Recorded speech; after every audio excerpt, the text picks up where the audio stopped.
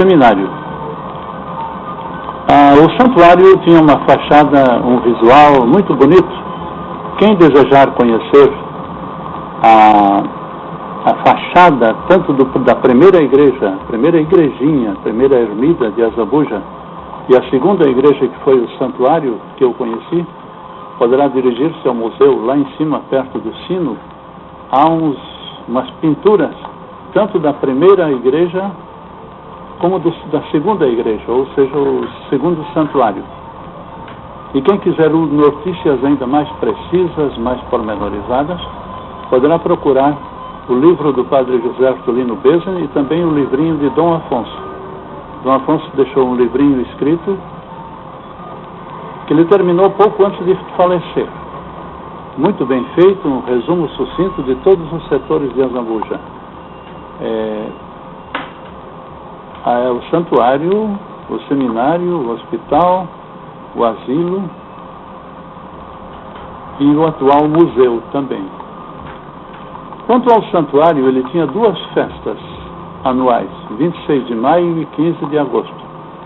Dizem que na festa de 26 de maio era sempre no dia 26, porque esse é o dia da aparição de Nossa Senhora em Caravaggio, na Itália, perto de Milão. Mas dizem que chovia quase sempre nessas festas, ou chovia frequentemente.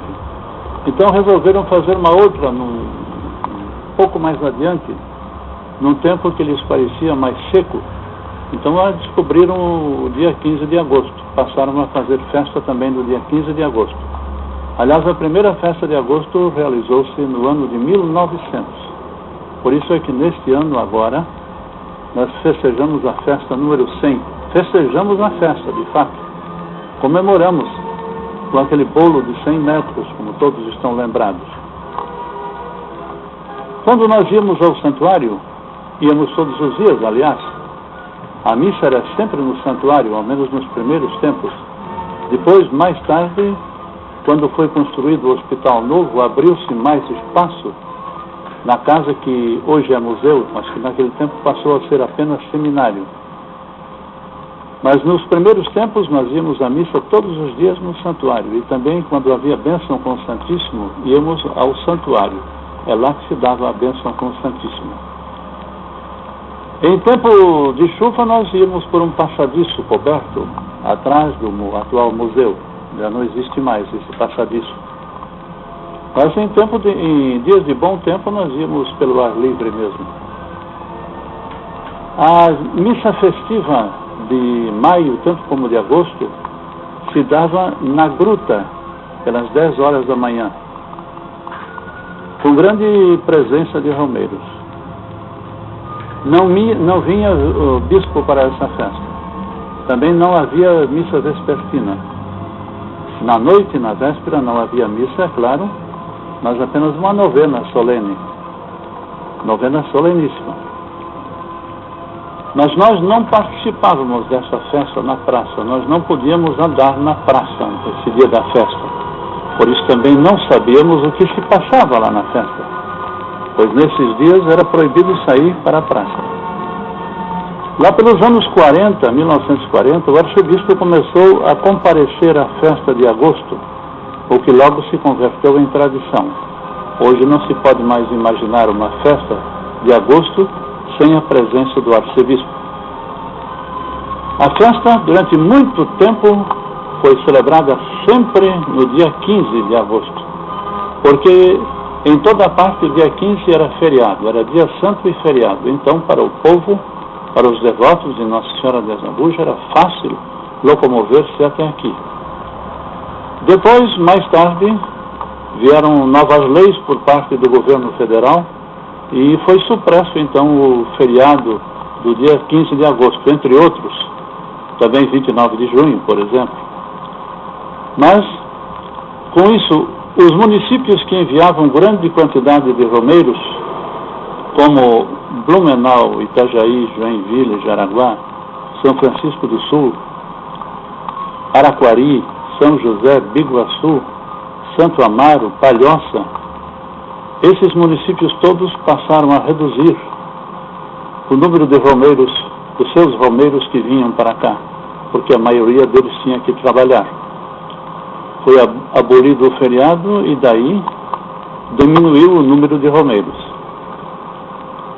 Certo ano, o padre Raulino Reis levantou uma estatística quando a festa ainda era celebrada no domingo. No sábado de noite e no domingo, desde manhã cedo até umas 3 horas da tarde, ele colocou os seminaristas nas diversas entradas de Azambuja para cantar.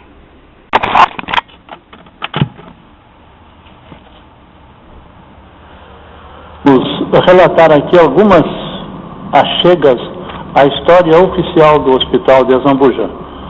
O Hospital de Azambuja foi fundado no ano de 1902. Foi ali que se começou a obra do hospital como tal. Era inicialmente uma casa simples de madeira que abrigava os doentes. Mais tarde começou-se a construção de um prédio definitivo, é esse que está ali agora. Esse prédio, porém, construção do padre Gabriel Lux, se não me engano também planta dele, planta muito bem desenhada e muito bem executada, por sinal, não pôde ser terminada. Essa planta não foi terminada.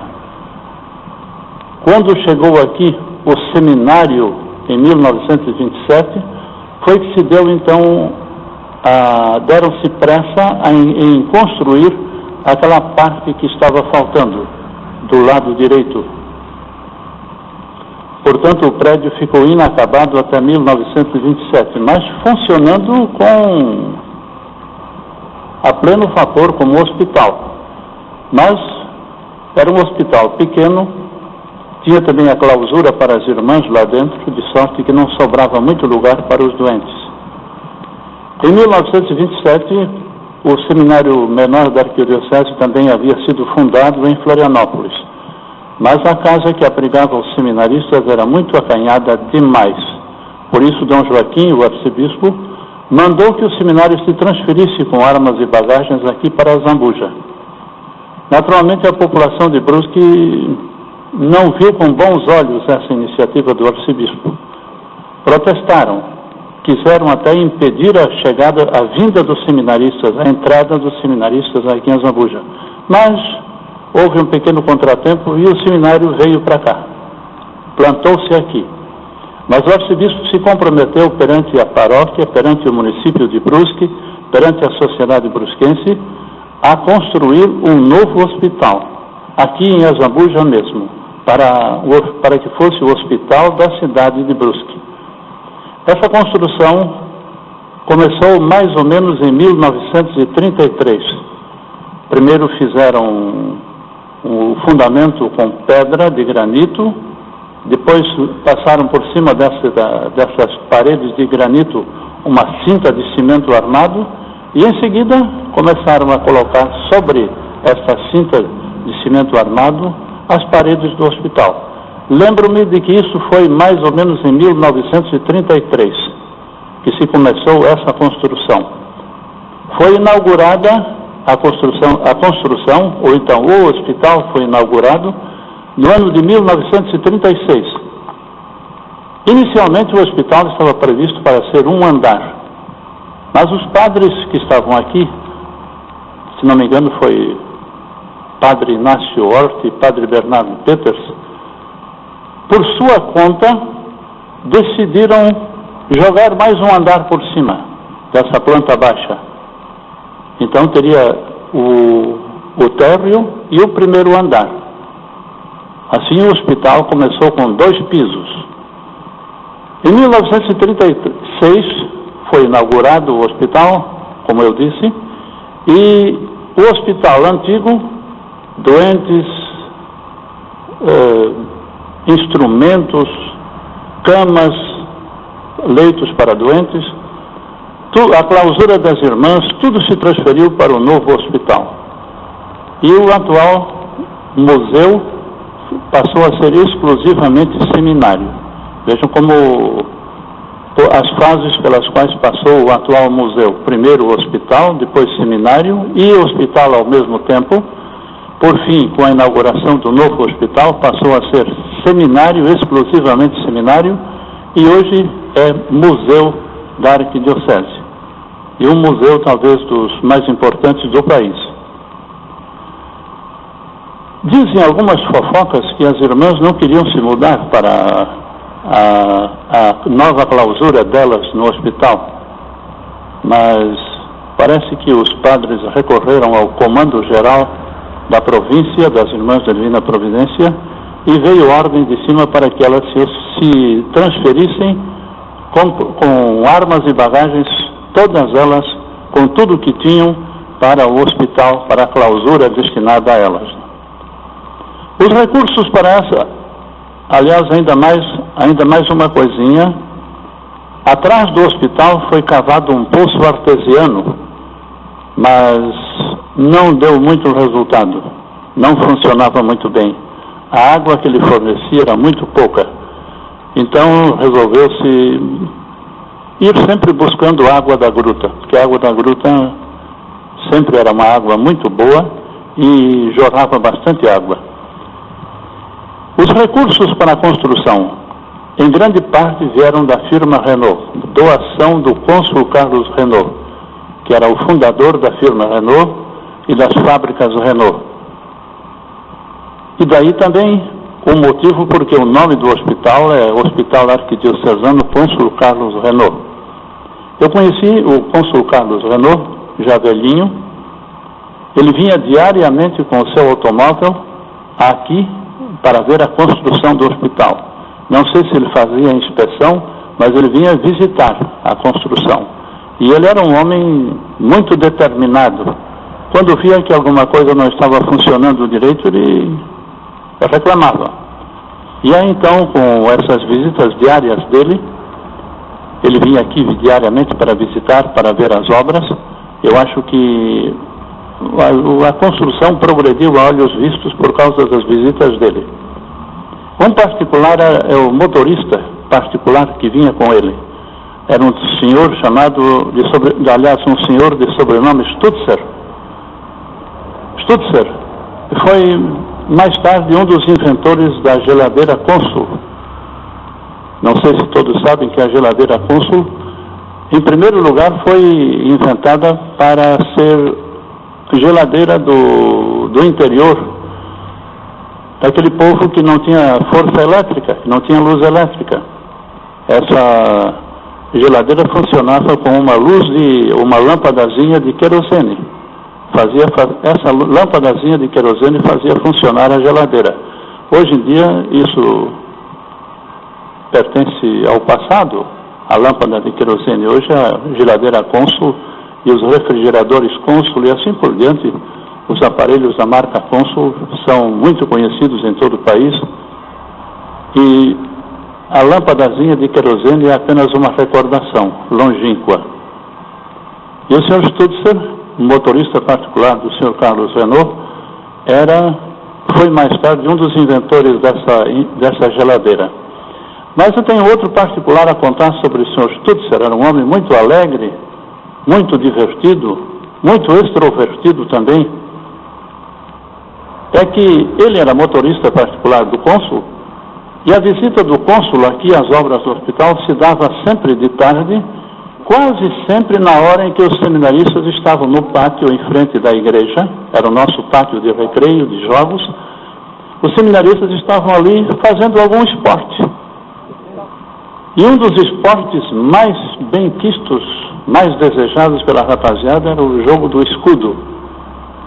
Não vou dizer aqui de que constava o jogo do escudo, mas o Sr. Stutzer gostava de apreciar os esportes dos seminaristas. Enquanto o cônsul ia visitar a construção, ele ficava olhando os esportes dos seminaristas, as corridas, mas principalmente ele gostava de ver os seminaristas jogando o escudo. No jogo do escudo sempre sobravam dois. Um tinha que eliminar o outro, e o que sobrava, era o vencedor. Mais ou menos como acontece com as nossas competições de futebol, com os campeonatos de futebol, seja a Copa do Mundo, seja a Copa João Avelange, né? A gente sabe que sobram dois. Esses dois têm que jogar a final. Quem ganhou é o vencedor, é o campeão. Isso sobre o Sr. Stutzer, que era um elemento de quem eu me lembro muito. Aos poucos, com o aumento da população, o hospital foi se tornando acanhado. No começo estava tudo bem, mas o hospital foi se tornando acanhado. O hospital conheceu uma fase, vamos dizer, áurea, no tempo em que havia aqui um médico alemão, grande operador, que já tinha trabalhado em outros hospitais do país, mas gostaria de trabalhar num hospital dirigido por irmãs católicas. E aqui ele ouviu falar nesse hospital Cônsul Carlos Renault e escreveu para a direção do hospital pedindo para ser admitido aqui como médico. E foi admitido devido às boas recomendações à pessoa dele, principalmente à competência dele. E ele era um grande operador, de sorte que todos os dias havia operações, cirurgias, e vinha gente de longe para ser operada por ele. Depois do Dr. Gebhard Romada, era o nome dele, continuou essa tradição de o Hospital de Azambuja ser um hospital de bastante cirurgia, principalmente com o Dr. Carlos Moritz. O Dr. Carlos Moritz era daqueles médicos dos tempos passados, de grande competência, tinha mesmo vocação para a medicina, e ele operava muito, e sempre, quase sempre, em 99,9% de todos os casos, ele sempre foi bem sucedido. Dr. Carlos Moritz, de sorte que continuou aquela onda de cirurgias, como havia no tempo do Dr. Romada. Mas aos poucos o hospital foi se tornando acanhado. Então construiu-se mais um andar por cima dos 2 pisos já existentes, os 2 pisos iniciais. E ao mesmo tempo, nesse andar que está por cima, que foi construído por cima dos 2 existentes, está hoje a clínica médica. Construiu-se também ao lado do que já havia, mais um aumento de 3 pisos, como era o outro no fim tinha 3 pisos e construiu-se mais um que também tinha 3 pisos. É o ambiente, a ala que contém no primeiro piso ou no térreo, hoje, o raio-x, o pronto-socorro e a recepção. No segundo andar, hoje está o centro cirúrgico, a UTI e também a hemodiálise. No primeiro andar. No segundo andar, a pediatria, espaço que já foi ocupado outrora com a clausura das irmãs. As irmãs chegaram a estar aqui em número de 24, mas nem todas trabalhavam em alguma coisa. Havia umas 2 ou 3 ou 4 que eram já de idade mais avançada, estavam aí para passar os seus últimos dias e gozar do carinho de uma comunidade.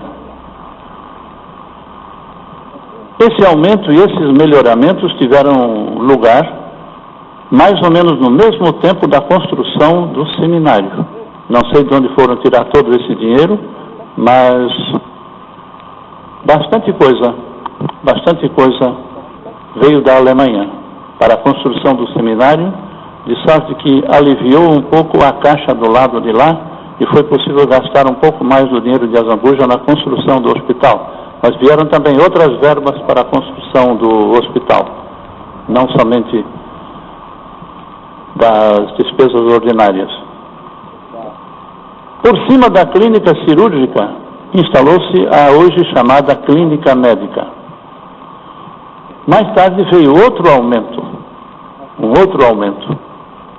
É o que nós hoje chamamos de ala nova. No térreo está a administração do hospital e a ortopedia. No primeiro andar, os consultórios dos médicos.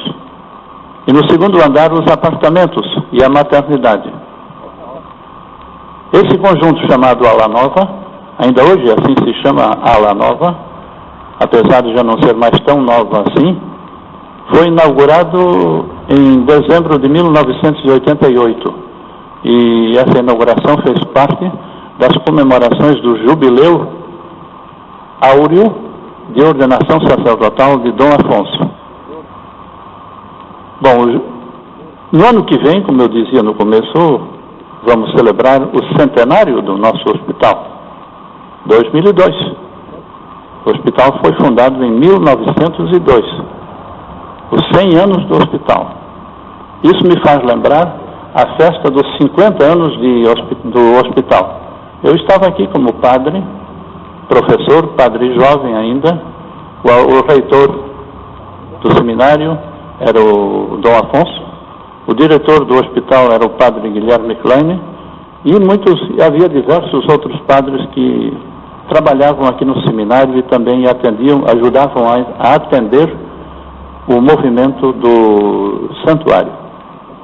Eu me lembro bem dessa festa dos 50 anos do hospital. Foi no dia 29 de junho de 1952 que se fez uma missa solene no santuário às 10 horas. Naquele tempo, 29 de junho ainda era dia santo de guarda. Ninguém trabalhava e era feriado ao mesmo tempo.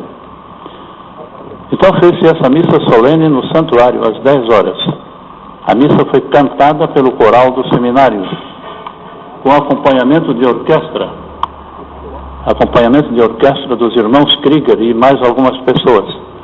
Entre os irmãos Krieger eu quero salientar Aldo e Axel no violino, Érico no contrabaixo e Nilo na viola. Além disso, um senhor de sobrenome Raul, que também tocava, não me lembro qual era o instrumento, o Dr. Carlos Mores, que tocava violino, e um fráter do convento Coração de Jesus, Sagrado Coração, um fráter, tocava violino também. Sabem quem era esse fráter? Como se chamava ele? Era o fráter Eusébio Oscar Scheid. Era estudante de filosofia do convento Coração de Jesus e tocador de violino.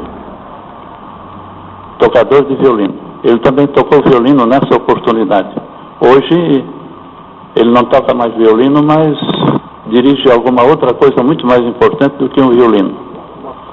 À missa seguiu-se um almoço solene no então Salão do Peregrino. Estava literalmente lotado.